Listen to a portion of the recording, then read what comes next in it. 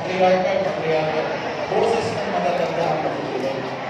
Ang huling may sabi sa amin, ang huling may say, yung matatanda.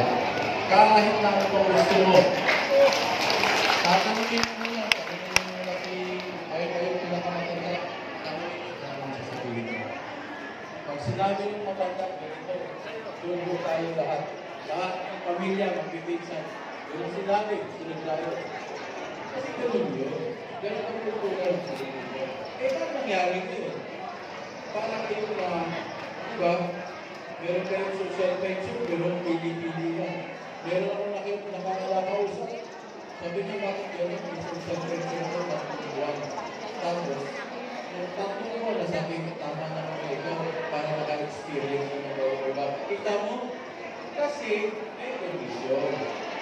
Pero pag sinabi mo lahat, wala nang pipiliin. Diba? Kasabihin niya, baka dahil alamanan yung budget natin, hindi ko yung ibigay nyo ng mga expert ng fees, diba? Kaya pa masaktan, pati bata binibigyan. Kaya gasto na katawan. Diba?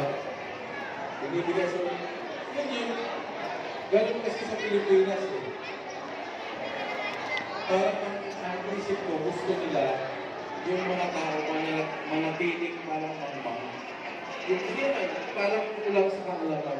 Yun ang gusto nila eh. Kasi more kasi gano'n ang tao, poverty, yun yung mabilis kong dintahan. Pera lang, sunod na ako. May nakausap na ako na politician na kaibigan ko, sabi niya, pera lang. Lagi kasi naman sabi, pera lang. Sunod na ako. Yung pera na yan, isang araw nilang tatanggapin yan pagdating ng eleksyon, pero 3 taon kayo magtitiis. Tama? Oo. Hindi tiisin. Huwag niyo tanggapin. Tanggapin ko kung gusto niyo tanggapin. Pero iba isulat niyo. Diba? Para 3 taon kayong damang ilawa. Diba? So katulad ko, nahirapan ako mangako kasi hindi man ako politiko, hindi ako hindi para may kampon. Negosyante lang yun, mag-agree ako. Pero, hindi naman sa pag-iyawa, naging successful ako sa pag-agree ako. Naging director ako. Naabot ko lahat. Masagang sa aga ko nag-resign kasi nag-negosyo na lang ako. Natutunan ko lahat sa pagkatrabaho ko. Okay naman yung pag-negosyo ko. Yung natulan ko, meron kaming bahay na inig sa bangko na pinangako sa rento, babalik ko yan. May balik ko na po 2 years ago pa before pandemic. May balik ko na po. Matsahin ko, marami akong tsahin na bayo, walang asawa. Hanggang ngayon ako pa rin ang nag-aalaga. Kasi bakit? Ganun. Yung misis ko minsan sasabihin, ano ba naman yan? Pati yan. Siyempre, ganun ang mga misis. Dami misis dito. Di ba? Client. Ang explanation ko naman, sino mag-aalaga doon? Kung hahayaan ko lang. Hulog ka lang, sarap ng buhay mo. May mga kamag-aalaga ka rin. Diba? So, ganun yung ito ko. Negosyo, yung kita ko para sa pamilya ko, tapos pinutulog ko sa mga kamag-aalaga ko, binibigyan ko ng mga trabaho, tapos pinutulog ko ako. Tapos, emergency ba ito? Madalas,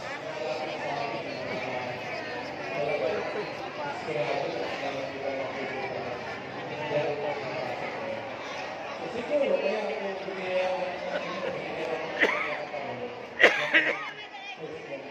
last minute ko yung pagtanggap ko ng first order. Last day of time. Nakapira ka na ba? Tinanggap ko yung pagtanggap.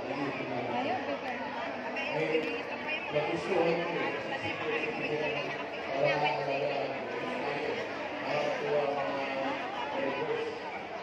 Ngayon, wag yung isipin, ngayon mga elders, wala kayong power. Ngayon, bakit? Yung mga elders, at mga nakakasip, sila yung kalahati ng mga elders sa ibang ito. Sila ba sa elders? Kung ako, sa elders, meron ko yung mga nasabihan lang ako na yun. Bakit nakakayan doon? Pabalik na kami, tulis na lang kami. Diba? Dapat yun na makita ninyo, kung naniniwala kayo sa advokasya, ang tingin ng sinyo, na kita niyo yung pagkakaisa niyo. Mahirap din. Wala rin naman kung pwede kong pangako kung garantiya sa inyo. Mahirap talaga gagawin ko. Hindi naman pwede iwan yung kaluluwa ko dito para i-gawin ko lang talaga. Wala rin naman.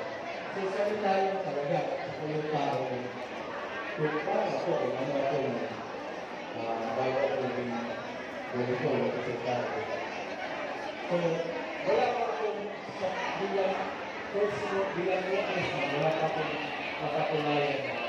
Kasi first time ko pa lang. Kaya sa trabaho, marami na. Kaya kung ano ko natin